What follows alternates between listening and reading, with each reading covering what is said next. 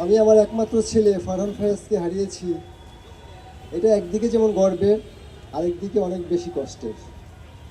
কারণ আপনারা প্রায় অনেকেই জানেন যে ফারহান ফায়াজ ঢাকা রেসিডেন্সিয়াল মডেল কলেজের অত্যন্ত মেধাবী ছাত্র ছিল।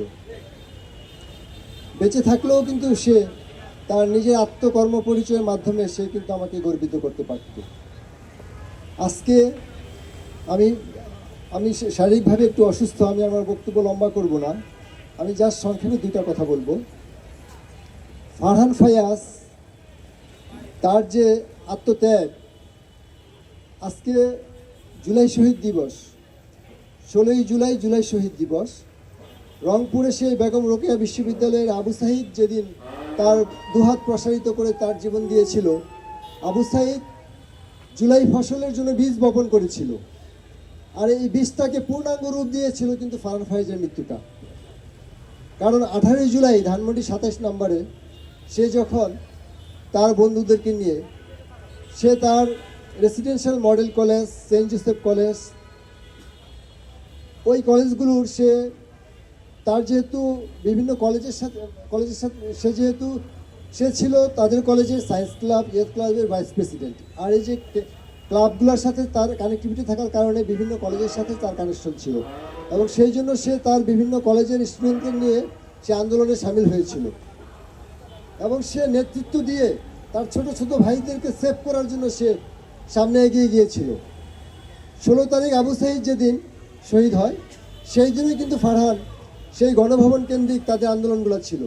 তখনই ফেসিবাদী সরকারের লোকজন বা দোসররা ফ্যাসিস্টরা ফারহান ফায়াজকে টার্গেট করে ফেলে, যার পরিপ্রেক্ষিতে ওকে 18ই জুলাই ধানমন্ডি 27 নম্বরে বুকের মধ্যখানে একদম গুলি করে হত্যা করা হয়। আজকে ফারহান ফায়াজের মৃত্যুটার কারণেই কিন্তু আমরা নতুন বাংলাদেশ আমি মনে করি দেখতে পেয়েছি। কারণ ওর মৃত্যুর পরে কিন্তু প্রাইভেট ইউনিভার্সিটির স্টুডেন্টরা ঘরে বসে থাকতে পারে নাই।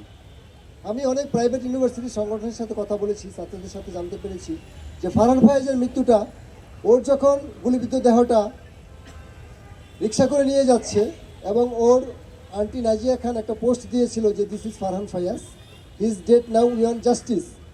ওই ছবিটা কিন্তু মুহূর্তের মধ্যে সারা বিশ্বে প্রায় 2 লক্ষাধিক শেয়ার হয়, এবং তখনই ফেসিবাদ সরকার নেট বন্ধ করে দেয়, নেট বন্ধ করে দিয়ে গণহত্যা চালায়।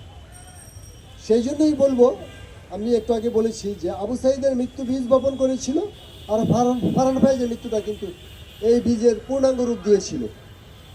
আজকে দেখেন, যেই বৈষম্যের জন্য তারা জীবন দিয়েছে, আমরা সেই বৈষম্যই বাংলাদেশে দেখতে পাচ্ছি। হয়তো ফেসিবাদ পালাতে বাধ্য হয়েছে, কিন্তু বাংলাদেশে কি আর কোনো চেঞ্জ এসেছে? কোনো পরিবর্তন আসেনি। আজকে শহীদ ওসমান হাদির মঞ্চ থেকে আমি বলতে চাই, শহীদ ওসমান হাদির মৃত্যু, জুলাই প্রতিটা হত্যাকাণ্ড, এবং জুলাই এতগুলো আহত যোদ্ধা, এবং এমনও কিছু কিছু যোদ্ধা আছে যারা মানবতার জীবনযাপন করতেছে, চিরদিনের জন্য পঙ্গুত্ব, চিরদিনের জন্য অন্ধত্ব হয়ে আছে। আমি বর্তমান সরকারের কাছে অনুরোধ করব, আজকে তো আপনারা এই জুলাইয়ের কারণেই আপনারা আজকে রাজনীতিতে বা আজকে ক্ষমতায়, সুতরাং এই জুলাই ম্যাসাকারের বিচারটা অন্তত করবেন।